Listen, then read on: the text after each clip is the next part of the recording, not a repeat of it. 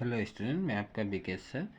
पिछली वीडियो में मैंने सभी क्वेश्चन पेपर अक्टूबर 2023 का सॉल्व किया था। अब मैं NIOS क्लास 10 के हिंदी का लेसन 1 का जो भी पाठ के बीच का प्रश्न है वह सब मैंने लिखा हुआ है। बाकी पाठ के बाहर का जो भी प्रश्न वगैरह है वो सब तो आपको बाहर से मिल जाएंगे, परंतु मैंने जो भी चैप्टर है उस चैप्टर को पढ़कर उसके बीच का जो आंसर है वो मैं आप लोगों के सामने यहाँ पे रख रहा हूँ।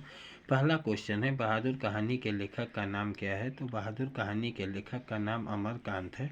बहादुर किसकी कहानी है? तो बहादुर एक ऐसे किशोर की कहानी है जो अपने घर से भागकर शहर आता है, वहाँ लेखक के घर में नौकरी करने लगता है। बहादुर कितने वर्ष का था? बहादुर 12-13 वर्ष की उम्र का था। बहादुर दिखने में कैसा तथा क्या पहन रखा था? बहादुर का ठिगना चकित शरीर, गोरा रंग, चपटा मुंह तथा वह सफ़ेद नेकर, आधी बाह की सफ़ेद कमीज और भूरे रंग का पुराना जूता पहने था तथा उसके गले में स्काउट की तरह एक रुमाल बांधा था। बहादुर को लेकर लेखक के घर कौन लाया था? तो बहादुर को लेकर लेखक के घर उसके साले साहब आए थे। लेखक को किन कारणों से नौकर रखना जरूरी हो गया था? तो लेखक जब बहन की शादी में घर गया तो वहाँ उन्होंने नौकरों का सुख देखा। उनकी भाभियाँ रानी की तरह बैठकर चारपाइयाँ तोड़ती थी, जबकि इनकी पत्नी निर्मला को सवेरे से लेकर रात तक काम करना पड़ता था। इससे लेखक को भी ईर्ष्या होने लगी। इसके बाद घर आकर निर्मला दोनों जून नौकर की माला जपने लगी, जिसके कारण लेखक को नौकर रखना जरूरी हो गया था। बहादुर कैसे परिवार से था? तो बहादुर एक नेपाली लड़का था जिसका गांव नेपाल और बिहार की सीमा पर था। उसका बाप युद्ध में मारा गया था और उसकी माँ सारे परिवार का भरण पोषण करती थी। इसके बाद बहादुर अपने घर में क्या करता था? माँ चाहती थी कि वह बहादुर घर के काम धाम में हाथ बटाए, परंतु वह पहाड़ या जंगलों में निकल जाता, पेड़ों पर चढ़कर चिड़ियों के घोंसले में हाथ डालकर उनके बच्चे पकड़ता तथा फल तोड़कर खाता था। बहादुर अपने घर से क्यों भागा?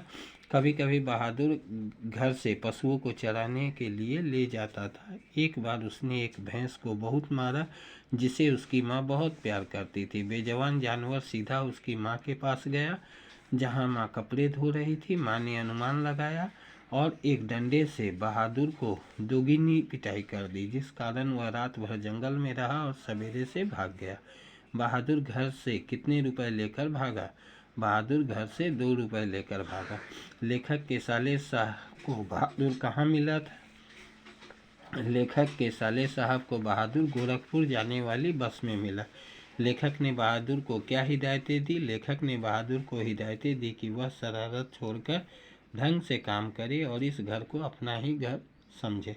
निर्मला ने बहादुर को क्या व्यवहारिक उपदेश दे डाले? निर्मला ने बहादुर से कहा कि इस मोहल्ले में बहुत से तुच्छ लोग रहते हैं, वह न किसी के यहाँ जाए और न किसी का काम करे। बहादुर की वजह से लेखक का घर का वातावरण कैसा हुआ था?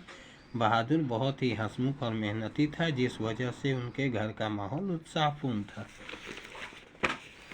माँ बाप का कर्जा तो जन्म भर भरा जाता है, यह वाक्य किसने कहा था? यह वाक्य बहादुर ने कहा था। जब बहादुर को घर की याद आती थी तो वह क्या करता था?